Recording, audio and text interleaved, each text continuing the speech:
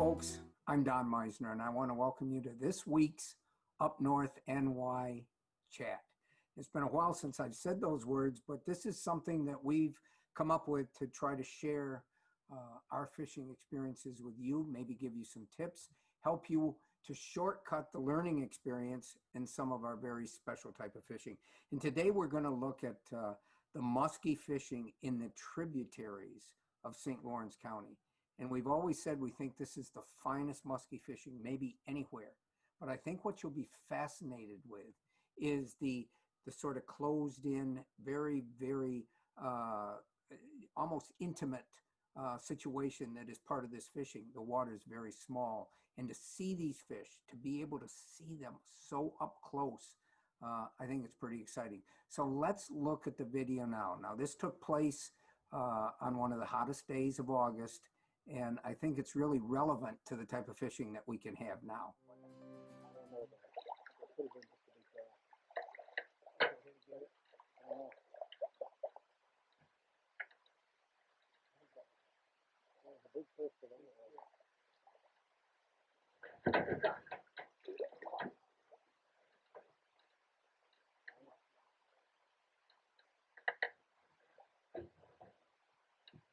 Came out. This is a bass. It's a monster. It's an absolute monster. It's a bass. You're going to lose all your faith in everything that I stand for as a fisherman. It's a bass, isn't it? It's a bass. And it's a dandy. Well, you know, that's an absolute trophy in itself.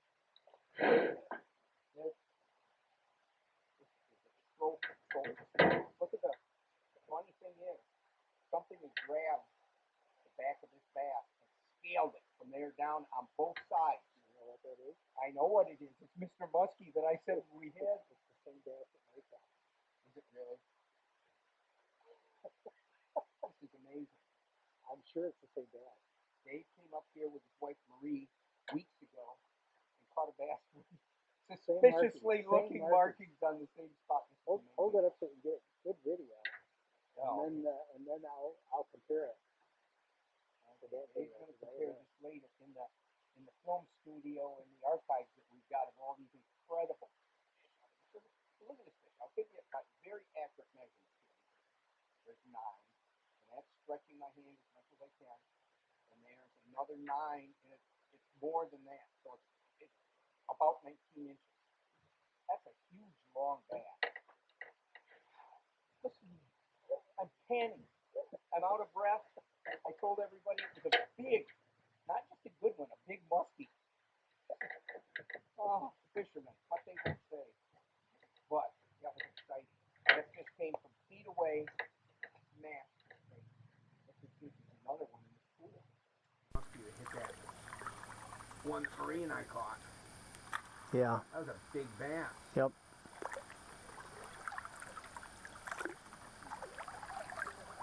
Oop. That's a muskie. He's on. I don't know if he'll stay on. I don't know how good a hook set. Oh, he's a good one too. And my line is right to the end of my pole. Oh. Oh. You see the other one up ahead? Oh, yes. There's another muskie up ahead, drinking water. Holy. Oh my God. Oh.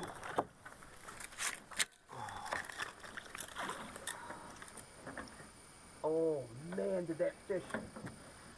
That's the first time. Can we see him on this side? Yeah, I've got him on my camera. Okay. But it'd be better not to net him on this side. Bringing him over. This is a big fish.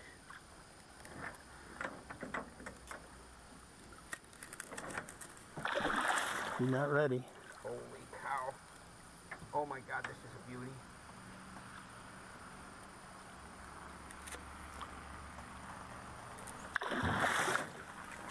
He keeps seeing the net.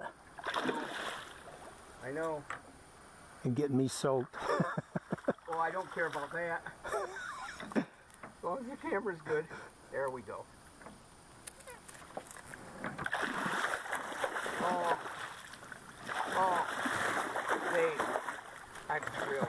I'm absolutely sight thrilled. You guys tell me about these fish all the time, but and to see that fish come up, did you see how close he hit? Yeah. Try to do something. Okay. What you did worked. What's the best way to get him out of this net without hurting him? Well, what I would do is let me see if I can get him off. Well, that worked out good. That came out. That's incredible. Now, have they seen how big a fish this is? I don't know. I think the only way you're going to do it, you're going to have to hold it because the. So keep the.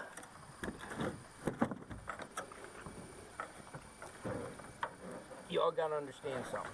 It's more important that this fish live than you see this fish. But I want you to see what we're talking about. This fish is probably, holy, what'd you set this in? I just had about 5,000 ants on my hands. Boy, between you getting wet and me talking about the ants, are going to say, look at those two wimps out there.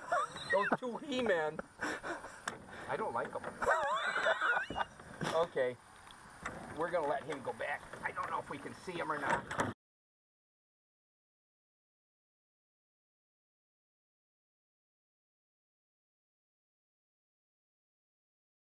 I'd say he's, I don't know, would you, 15 pounds? Is that realistic? Yeah, I think he's a little smaller than that, but he's probably 34 inches. Yep. And he is back in the water. Yeah, and he went back in well. So yeah, he did. Not handled once. We didn't even have to take the pliers and really get it in his mouth. You know, every time I look at that video, I'm amazed at how enthusiastic and excited I get. But part of it is that water is so small, and to see these giant fish in little water like that, to me, fascinates me. Now, I didn't even mention when we began this that I'm with Dave Swanson, and Dave is the person in the back of the boat making it possible for me to fish like I did that night. I'm doing all the fishing. He's paddling the boat and showing me where he's seen fish before. But a couple things I think is really worth mentioning here. Number one, we're using small tackle, and we're using the same tackle for bass as we are for muskies. We don't shift, and the fact that we can catch both species of fish in the same water is pretty fascinating. You never know what's going to hit, and the bass are so big in that part of the river that they sort of dominate too. I guess they share with muskies, but as evidenced by the fish that I just caught, that it had its tangle with a muskie before because it had massive marks or wounds on it, and but it lived because Dave's wife Marie caught that fish a week before or a few days before. But Dave, can you remember how this night went? Because you're the one that took me there. Oh, I remember the night very clearly, but one of the things I wanted to comment about was something you said. Fishing that section of the river it's really kind of, I guess it's an intimate experience because you're really close to the river. I mean, you're in the canoe. You pretty much can't get another boat in there other than maybe a kayak. If you're a kayak fisherman, you could get in there certainly, but otherwise you're relegated to a canoe, and it's just it's one of my favorite places to fish. And we talked about the fact that I had taken my wife, I think it was about a week or 2 weeks earlier. And you talked about the size of the equipment that we were using. When I took her, I was specifically trying to avoid her hooking a muskie because she really wasn't that enthused about trying to catch a muskie. And so she had somewhat lighter equipment than we were using, or than you were using that night. And when she hooked that bass, it was pretty interesting, and she was quite excited, and we got it in, and I did get some really good pictures of that bass and the wounds on the fish. And the best part was, seeing that fish, and I thought, my God, it's in the same location that we caught the fish, that she caught the fish. And I was convinced that I still had good video and good shots of that fish that I could compare, if you held it up, I could compare the fish, and I did. I matched, I mean, it was exactly the same fish. So it was nice to, number one, know that he's been caught now multiple times, and I like to think he's still swimming around the river, just a little bit bigger than he was the day that we did it.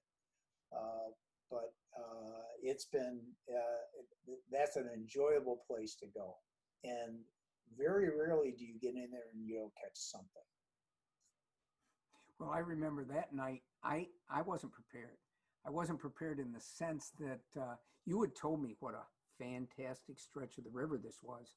But from, you know, I say since then, and I tell people, this was one of my favorite fishing experiences that I've ever had. It's something that I'll remember forever. And we're only showing you a little bit of it. As we saw, when that muskie hit, just another 50 yards, 100 yards upstream from that, another maybe even bigger one boiled on top of the water after something. And it really, I think it's important that we let everybody know why those fish are doing that. It seems like in this area, frogs coming off the shore are a big part of these fish's diet. And so they hang right along the shore, although there isn't a lot of main river there to begin with. And the excitement for the fishermen is that you're using something on the surface. So from the very beginning of the whole experience, you see that fish come out. You see the wake building and you see it coming after it and you're wondering, take it, take it, take it. And it is so exciting. So, well, how can I say more about it? I think the one thing that people have to realize is that as plentiful as these muskies are, they're a very fragile species, and there aren't a lot of places that have muskie populations like this. So it's up to us to protect them. That's why we were so concerned about not taking that muskie out of the net. The fact that we're using a smaller lure with a single hook gives us a much better opportunity to get the hook out. It also gives a muskie a lot better opportunity to throw the hook before we even get them to the net. But it's a very unique type of fishing. And for anyone that has never done this, yeah, I think it's an experience of a lifetime. I was going to comment on, you were talking about what the fish or what the muskies are eating in there, and I think bass form a fairly substantial part of their diet along with the frogs. And I've seen numerous redfin mullet swimming in the river, and I'm pretty confident that some of the bigger fish go after the redfins, even though some of them are a foot long. Well, that bass was 14 or 15 inches anyway, and he had been recently hit. So the muskies have quite an appetite in there. The nice part about the one muskie that you caught, the other one that we saw upstream didn't hit, as I recall. But the one that you caught, that fish was so aggressive that he was determined not to be. He wasn't going to be denied. He wanted that bait, and you were using a Berkeley grass pig, a Berkeley Havoc grass pig, as I recall. In fact, I'm sure that's what the bait was, on a number 5 extra wide gap worm hook. And the nice part about that is you've got one hook, and well, yeah, sometimes you miss a fish with the single hook. It's so much easier to release a fish, particularly in that small water. It's tough if you've got a lure that's got 3 sets of trebles on it, and you get one in that river with those trebles. It's, number one, really sometimes difficult to get all of the trebles out. And then once you do, you've handled the fish a lot in order to accomplish it. The nice part about that is, you saw, I didn't even manage to get my pliers on the hook before the fish threw the hook. So the end result was that that fish didn't get handled at all. And it was terrific to watch him just take off. You know, we talked earlier about the lures that we were using to catch these fish, and it was a Berkeley grass pig. And I didn't have one handy, but I have a lure similar. This is a yum lure. It's about the same size. And, you know, when you cast it out, you just start, if you don't let it sink, and it's probably not going to sink much because there's no weight on it. But if you start reeling it immediately, it'll stay on the surface. You can see the strike. And for some reason, the muskies really, really are drawn to something like this. Now I'll show you how we hook it too, because the key is those muskies are right along the shore. So there's there might be lily pads, there might be debris over there, some twigs. You don't want it to get fouled up, because then if the fish see it and then it immediately gets snagged, then you've ruined your whole presentation. So the key is to have it hooked weedless, and this is how we do it. And I've got a hook here.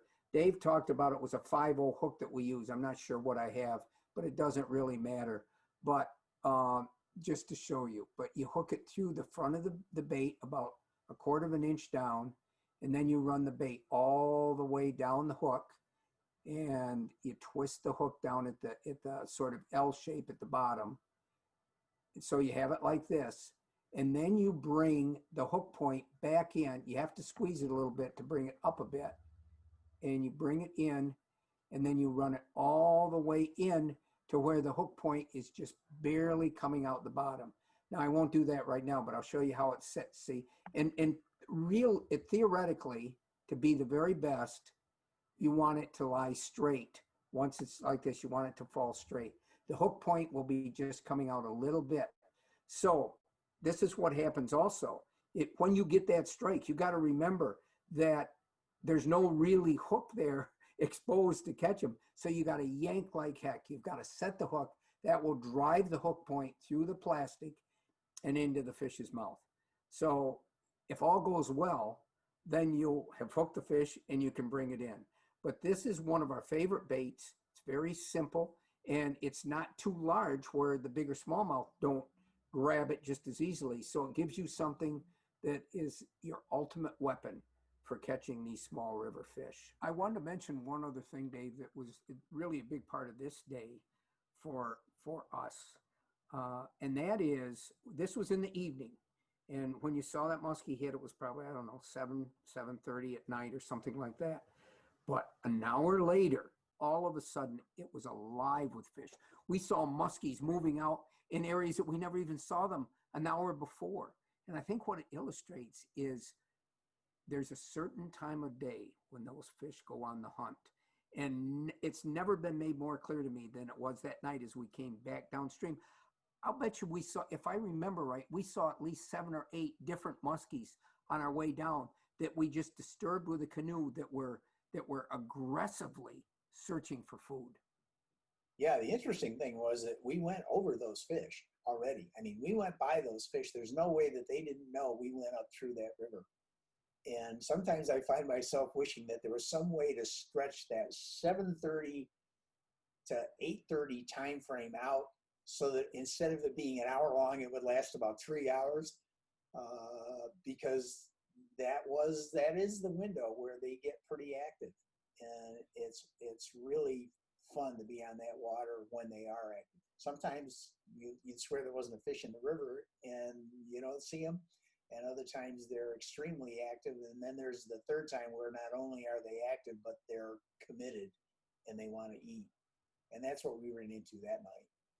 One final thing that I do want to bring out is that some people think or want to come up and catch a muskie and keep it, and they want to mount it or they want to do whatever. And we really strongly recommend that if you're going to fish these tributaries, and this is only one of several tributaries in our area that have great populations of muskies. But in order to maintain that population, I think we need to do everything we can to, give them a chance to survive, because increased fishing pressure and using the wrong baits, and when you do bring a muskie into the boat, it's almost impossible not to harm it, because they're so big, they're so powerful, they're thrashing, they're covered in their own slime, and it becomes an awful experience. So if you can somehow release them beside the boat, they have to be pretty big before you could even keep one legally, according to DEC. And Dave, you might know the exact size they have to be, but it's 45 plus inches or something in these tribs, isn't it? I think in that trib, they have to be 40 inches. So, but that's still a big fish for a tributary. That fish wasn't 40 inches. That fish was 36. Yeah. Maybe pushing 36. He might not have been quite 36. That's why I sort of, when you were guessing 15 pounds, I was going, he's probably closer to 10 or 12. But your comment about the mounting and that sort of thing, it's certainly possible to take photographs and measurements and still release a fish successfully and then have a mount created. And, I've always said this, fishermen, I used to play golf. And one of the things that I always thought was interesting is I would remember years afterwards specific shots that I made that I was really excited about that just happened to be really good. Fishing's much the same way. You remember those fish. I can remember fish that I caught 50 years ago because it's just one of those things that gets cemented in your mind. And if you have a mount that's not, it doesn't have to be that fish, but that mount will remind you of that fish, even though it's an artificial fish. It's not a real fish. It will remind you of that experience because your mind is gonna stick on that particular piece of information and not let it go, and it'll be in your memory forever. Well, I got to tell you what, that day will be in my memory forever. And I want everyone to realize that if they come up to St. Lawrence County, New York, and fish some of these tributaries, it's going to be an experience unlike probably any they've ever had. But they have to be prepared to realize that you can't fish this with a big boat because it's just too shallow a water. You've either got to have a canoe, a gay-noo, or ginu, which is a glorified, more stable canoe, or maybe a small flat top boat. But other than that, you're not going to be able to access where these fish are. And I think it's one of the reasons that the fishing has remained so good is because only a certain type of people are going to be able to do this kind of fishing. But if you're willing to get in a little boat, if you're willing to spend a day casting, and there's never any guarantees, but I will tell you, if you can have an experience like we did, you'll never forget it. I hope you've enjoyed this segment, and we'll see you right here next time on another Up North NY chat.